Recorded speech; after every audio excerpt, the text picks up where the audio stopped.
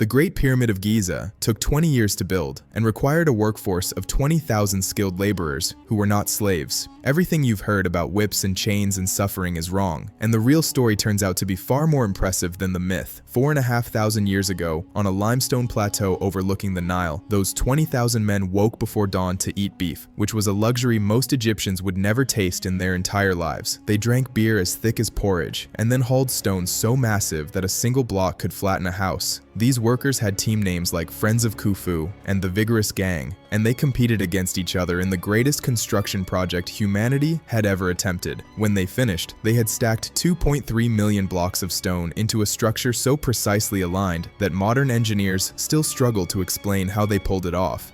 That building remained the tallest on Earth for nearly 4,000 years.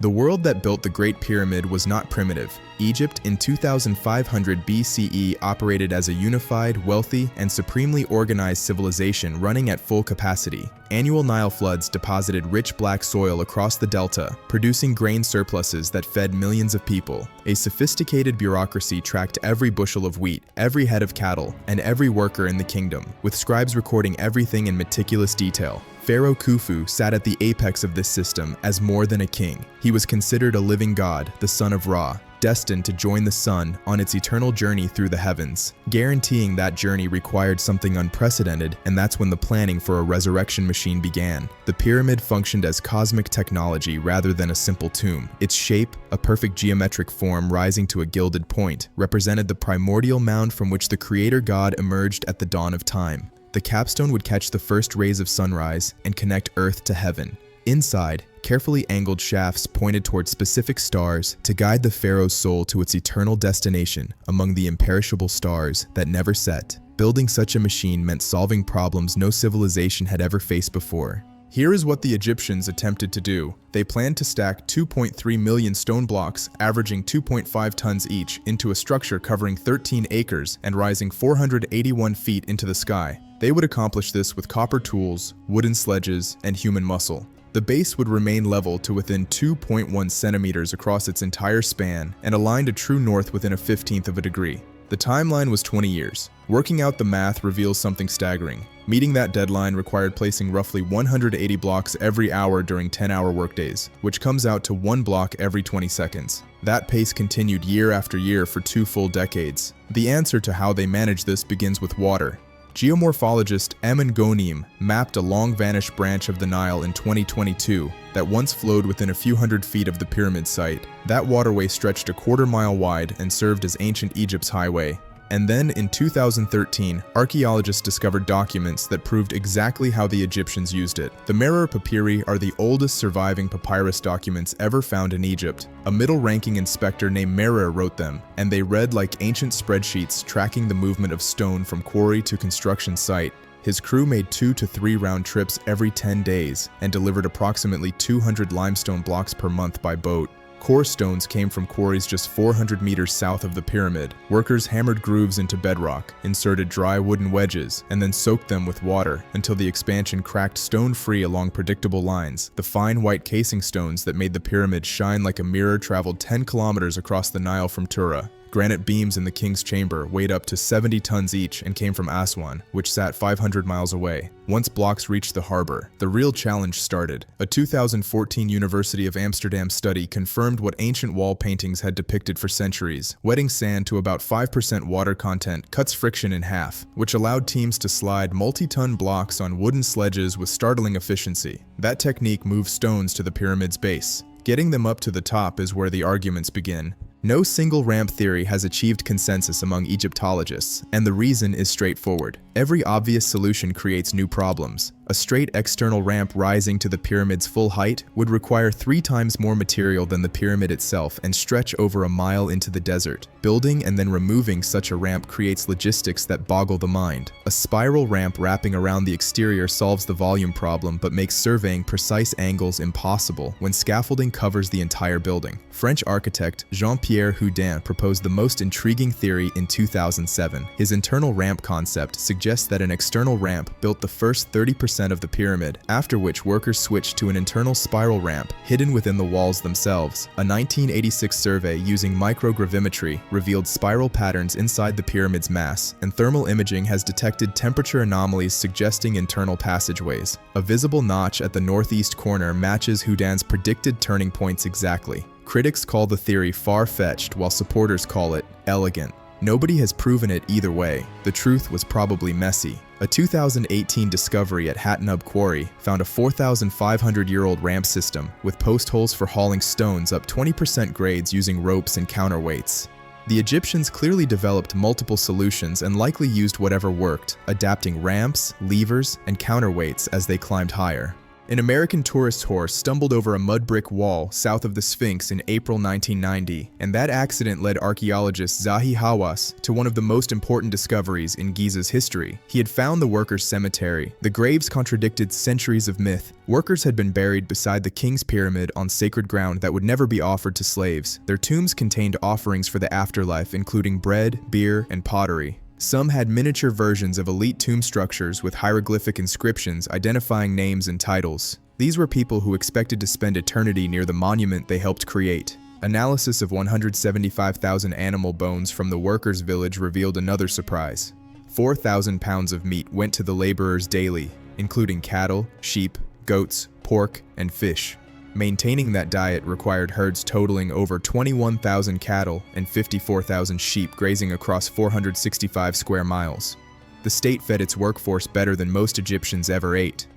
Medical evidence reinforced the picture of valued workers. Most fractures in the skeletal remains healed completely with good bone alignment, which indicates competent splinting and care.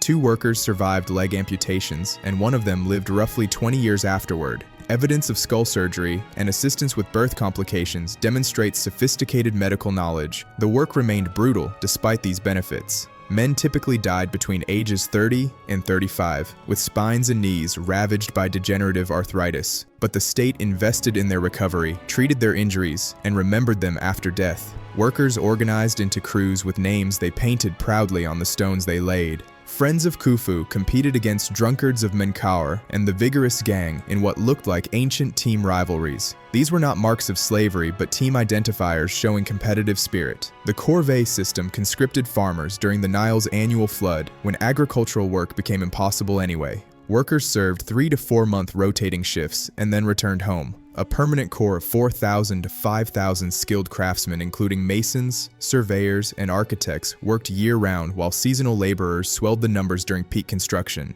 Egypt's population numbered about 1.5 million at the time, which meant marshalling 20,000 to 30,000 workers put roughly 2% of the entire nation to work building one man's tomb. That level of mobilization would not be matched for millennia.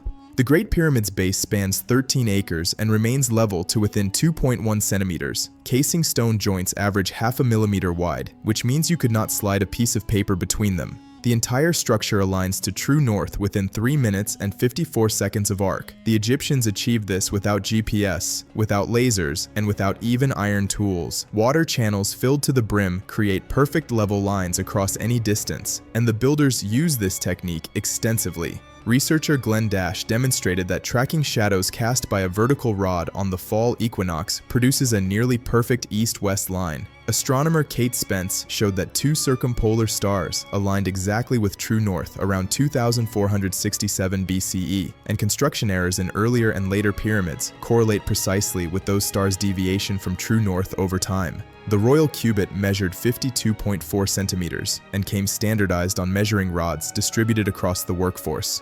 Merkit instruments allowed astronomical observation, while base sighting tools made from palm leaf ribs enabled alignment. Simple tools combined with extraordinary patience and obsessive precision produced results we can barely replicate today.